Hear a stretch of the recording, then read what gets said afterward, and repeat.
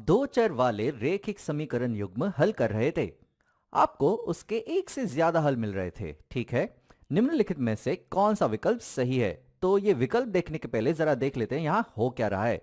तो यहाँ हमारे पास है दो चर वाले रेखिक समीकरण युग्म, यानी कि एक जोड़ा है, यानी कि हमारे पास दो रेखाएं हैं दो चर वाली। तो उसे जब हम निर्देशांक तल पर दर्शाएंगे तो हमें दो रेखाएं मिलेंगी।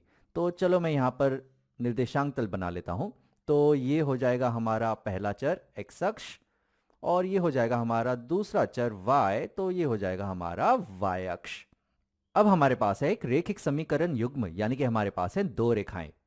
और इस निर्देशांक तल पर जब हम दो रेखाएं बनाएंगे तो क्या क्या हो सकता है, चलो देख लेते हैं। तो सबसे पहली स्थिति तो ये है जहां पर दो रेखाओं की जो ढाल है वो एक जैसी हो। तो यहां पर मैं जरा दो रेखाएं बना लेता हूं और इनकी ढाल बिल्कुल एक जैसी है।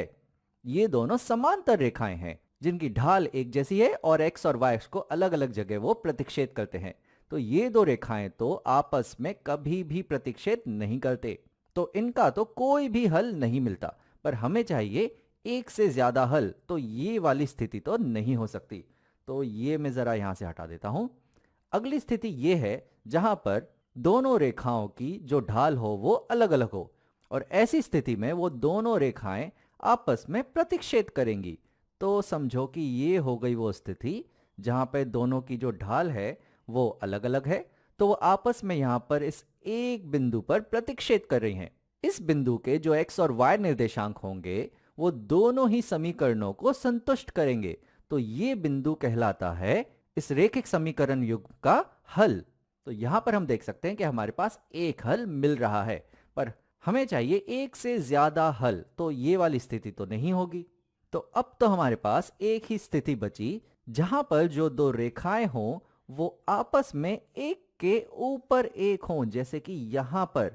तो ऐसी स्थिति में ये दोनों ही रेखाएं एक दूसरे को बहुत सारे बिंदुओं पर प्रतिच्छेद करेंगी। तो वो एक से ज्यादा हल हमें तभी मिलेंगे। और हमें कुल कितने हल मिलेंगे? यहां पर तो हमें अनगिनत अनेक हल मिलेंगे।